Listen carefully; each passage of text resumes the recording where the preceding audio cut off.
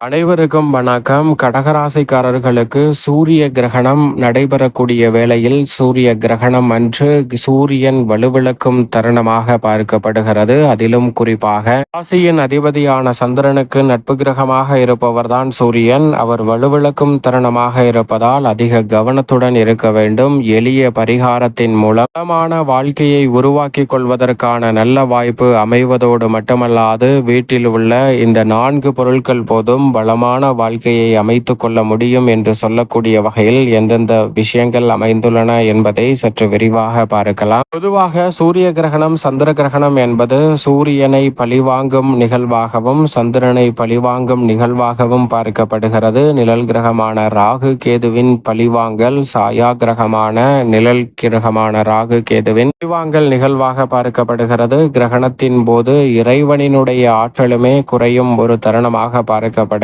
எனவேதான் அந்த நேரங்களில் சற்று கூடுதல் கவனத்துடன் இருப்பது நல்லது. பொதுவாக கிரகணம் என்ன என்று பார்க்கும்போது சூரிய கிரகணம் என்பது சூரியன், சந்திரன், பூமி ஆகிய மூன்றும் ஒரே நேர்கோட்டில் வரும்போது சந்திரனின் நிழல் பூமியின் மீது விழுவது சூரிய கிரகணம் என்று அழைக்கப்படுகிறது. உண்மையில் பார்க்க போனோம் என்றால் சூரியனினுடைய ஆற்றல் நேரடியாக பூமியை வந்து அடையாமல் தடை செய்யும் ஒரு அமைப்பாக பார்க்கப்படுகிறது. நடுவில் சந்திரன் வந்து சூரிய ஒளியை பூமிக்கு நேரடியாக வரவிடாமல் தடுக்கும் ஒரு அமைப்பாக பார்க்கப்படுகிறது. எனவேதான் பூமிக்கு சந்திரனின் ஆற்றல் கிடைக்காததால் சூரியன் ஆற்றல் முழுமையாக கிடைக்காத அமைப்பை சந்திரன் ஏற்படுத்துகிறார். எனவேதான் சூரியன் வலுவிழக்கும் தருணமாக பார்க்கப்படுகிறது. உண்மையில் சூரியன் வலுவிழக்கிறாரா என்றால் நிச்சயமாக இல்லை. பூமிக்கு சூரியனுடைய ஆற்றல் கிடைக்காமல் இருப்பதுதான் சூரிய கிரகணம் என்று அழைக்கப்படுகிறது. இந்த வருடம் 21ஆம் தேதி இரவு 11 மணிக்கு துவங்கக்கூடிய சூரிய கிரகணம் நள்ளிரவு 3:30 மணி வரை நீடிக்கிறது.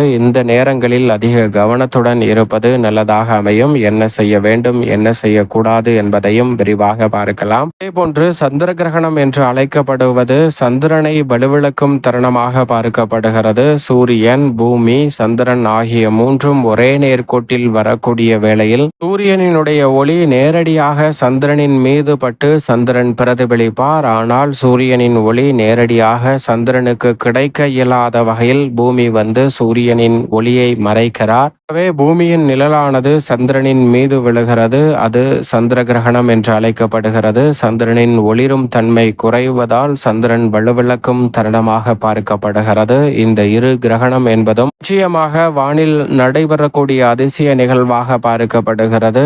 யதார்த்தமாக வருடத்தில் 2 முறை சூரிய கிரகணமும் சந்திர கிரகணமும் நடைபெறுகிறது.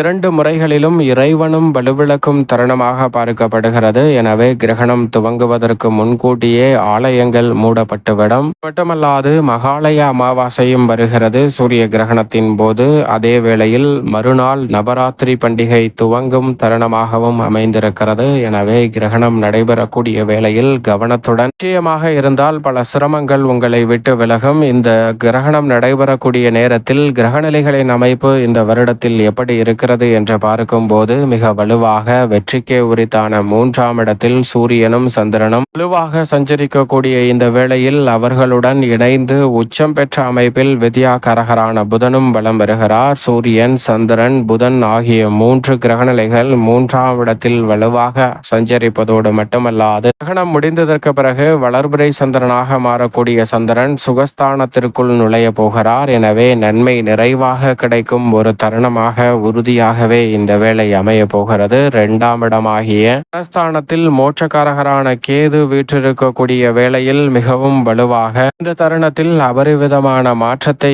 ஏற்படுத்தி கொடுக்கக்கூடிய வகையில் அவருடன் இணைந்து சுக்கிரனும் பலம் வருகிறார். அஷ்டமத்தில் ராகு இருக்கிறார். ராகு கேது சாதகமற்ற அமைப்பில் இருப்பதால் கூடுதல் கவனம் கடகராசிக்காரர்களுக்கு நிச்சயம் தேவை. 9ஆம் இடமான பாக்கியஸ்தானத்தில் வக்ரம் பெற்றிருக்கிறார் சனி. விரயஸ்தானமாகிய 12ஆம் இடத்தில் ராசியின் ராஜ யோகாதிபதியான குரு வலுவாக வலம் வருகிறார். எனவே கூடுதல் கவனத்துடன் இருந்தால் பல சிரமங்களை தவிர்த்து முன்னேற்றத்தையும் நன்மையையும் நிறைவாக சந்திக்கும் வேலையாக அமையும். அது மட்டுமல்லாது வேளையில் மங்களக்காரகன் பூமிக்காரகன் என்று அழைக்கக்கூடிய செவ்வாயை பொறுத்த வரைக்கும் சுகஸ்தானமாகிய 4 வலம் வந்து கொண்டிருக்கிறார். இப்படி நவகிரகம் என்று சொல்லக்கூடிய 9 கிரகநிலைகளின் அமைப்பும் இருக்கக்கூடிய வேளையில் கடகராசிக்காரர்கள் இந்தந்த விஷயங்களை சரியாக செய்ய வேண்டும், செய்யக்கூடாது என்பதை உணர்ந்து செயல்பட்டால் தங்களுடைய வாழ்வில் நிறைந்த நன்மை கிடைக்கும். கிரகணம் நடைபெறும் போது உறுதியாக என்ன செய்யலாம் என்றால், நிச்சயமாக ஆலயங்கள் பூட்டப்பட்டிருக்கும். எனவே வீட்டில் இருப்பதே சால சிறந்த ஒரு அமைப்பாக பார்க்கப்படுகிறது. வீட்டில் அமைதியாக அமர்ந்து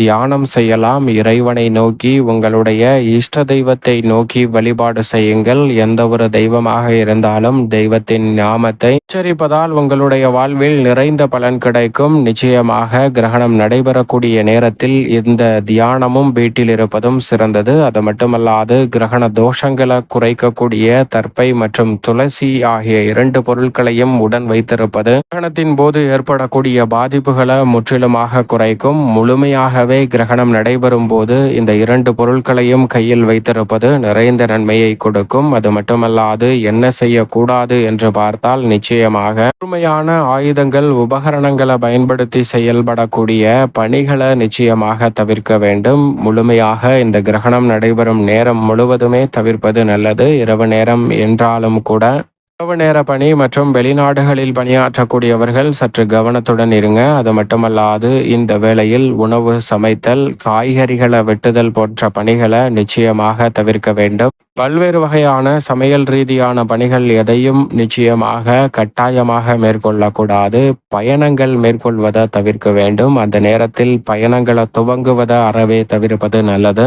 ஒருவேளை முக்கியமான பயணம் வெளியே சென்றாக வேண்டும் என்றால் கிரகண தோஷத்தை குறைக்கக்கூடிய வகையில் தர்ப்பை மற்றும் துளசியை உடன் எடுத்து சொல்லுங்கள். கிரகண பாதிப்புகள் சற்று குறைவதற்கான சந்தர்ப்பம் கிடைக்கும். அது மட்டுமல்லாது நிச்சயமாக கிரகணம் நடைபெறக்கூடிய வேலை என்பது சற்று சாதகமற்ற சூழலை உருவாக்கலாம். எனவே சுப நிகழ்வுகள், சுப காரிய பேச்சுகள் போன்றவற்றை நிச்சயமாக தவிர்ப்பது நல்லதாக அமையும். தூங்காமல் இருந்து தியானம் செய்வது நல்லது.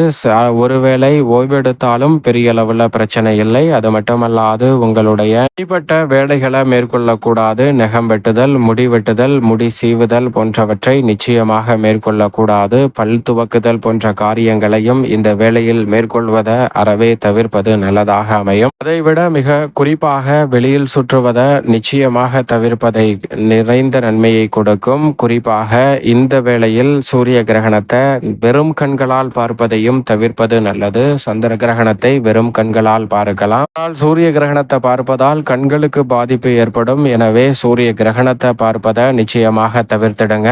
உபகரணங்களை பயன்படுத்தி பார்க்கலாம். அதனால் பெரிய அளவில் பிரச்சனை வராது. எனவே இது போன்ற விஷயங்களை மட்டும் விழிப்புணர்வுடனும் கவனத்துடனும் இருந்து செயல்பட்டால் மிக சிறப்பான வாய்ப்புகள் உங்களை தேடி வரும். நிச்சயமாக கிரகணம் முடிந்ததற்கு பிறகு செய்ய வேண்டிய காரியமாக இருப்பது குளித்து விடுங்கள், வீட்டை சுத்தம் செய்து விடுங்கள். வீட்டில் உள்ள மற்றொரு 2 முக்கிய பொருளான தண்ணீர் மற்றும் அதனுடன் சிறிதளவு மஞ்சள் சேர்த்து வீடு முழுவதும் தெளியுங்கள். சுத்தம் செய்ததற்கு பிறகு வீட்டு முழுவதும் தெளிப்பதன் மூலமாக கிரகண தோஷங்கள் அனைத்தும் நீங்கி உங்களுடைய வாழ்வில் மிக சிறப்பான வளர்ச்சியும் முன்னேற்ற வாய்ப்பும் அபரிவிதமாக உங்களை தேடி வருவதற்கான முதன்மையான அதிர்ஷ்ட யோகத்தை அள்ளி கொடுக்கும். எனவே தவறவிடாமல் இந்த தருணத்தை பயன்படுத்திக் கொள்வது உறுதியாகவே உங்களுடைய வாழ்வில் நிறைந்த நன்மையையும் முன்னேற்றத்தையும் ஏற்படுத்தி கொடுக்கும்.